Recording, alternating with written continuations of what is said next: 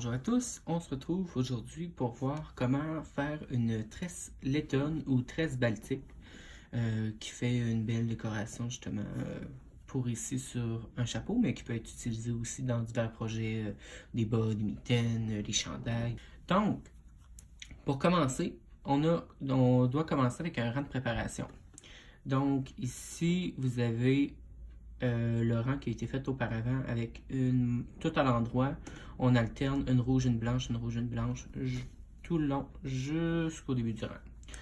Lorsqu'on a glissé notre marqueur pour continuer, c'est à ce moment-là que le travail va commencer. Le principe est vraiment simple, il faut seulement le conceptualiser, c'est que le premier rang, comme on vient de le faire, est tout fait à l'endroit. Les deux prochains rangs, eux, vont être faits à l'envers. Donc, c'est pour ça que j'ai ramené le fil sur l'avant du travail. Ce qui va faire de la tresse, c'est l'enroulement de notre fil.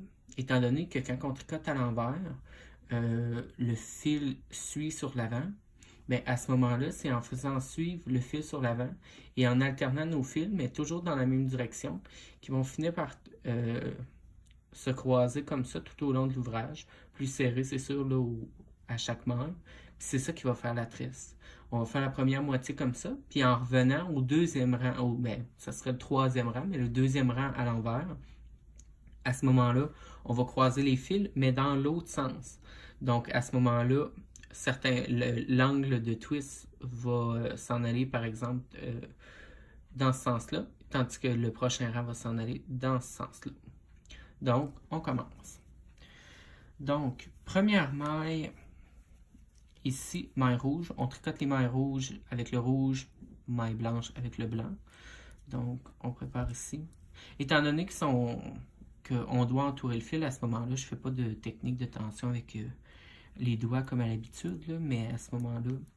Donc, ici, je veux changer de fil. Donc, je vais le ramener toujours par-dessus. Ça n'a pas vraiment d'importance, je vous dirais, là, si vous l'amenez par-dessus ou par en dessous pour commencer. C'est juste, ce qui va être important, c'est que lors du prochain rang, vous fassiez l'inverse. Comme ça. Et vous continuez jusqu'à la fin de votre rang. Je vais faire encore quelques mailles pour que vous puissiez bien le voir.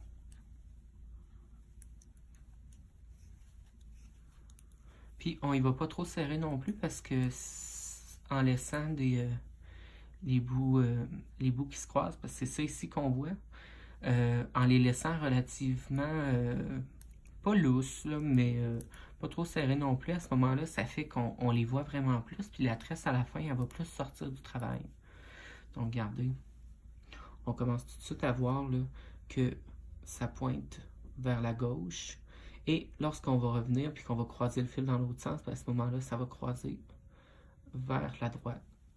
Donc, on continue comme ça, tout le rang. Et lors du retour, à ce moment-là, au lieu de croiser, de toujours prendre le fil vers le haut, dans ce cas-ci, c'est comme si j'arrive pour faire la prochaine maille, je viens chercher le fil vers le haut. Je prends celui-là par la suite. Ben, lorsqu'on va arriver à l'autre rang, ça va être l'inverse. Je vais venir chercher le fil par le bas. Donc, à ce moment-là, j'irai comme ça ici.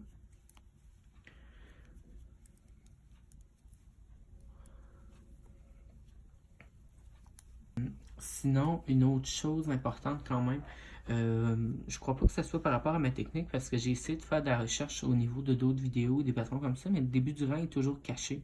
Mais c'est difficile d'avoir une belle finition ici, où ce que les fils se changent lors du changement de rang. Donc à ce moment-là, vous pouvez essayer là, avec une aiguille et un brin de laine, là, essayer de le replacer là, pour pouvoir avoir une plus belle finition, là, comme avec un effet de duplicate stitch, mais sur la tresse, mais un bouton peut faire aussi. Mais si vous êtes capable de vivre avec aussi, je vous dirais que c'est pas si pire, mais c'est pas très beau la jonction, mais c'est juste sur deux rangs, donc c'est quand même pas trop visible. Donc continuez comme ça, au prochain rang, tournez dans l'autre sens. Donc vous allez voir là, à la fin de votre rang, là, votre fil va être extrêmement tortillé. c'est normal parce que lors du deuxième rang, étant donné que vous allez tourner dans l'autre sens, et ben, à ce moment-là, vous allez détortiller votre fil. Donc, vous devriez être correct vers la fin là, de votre rang.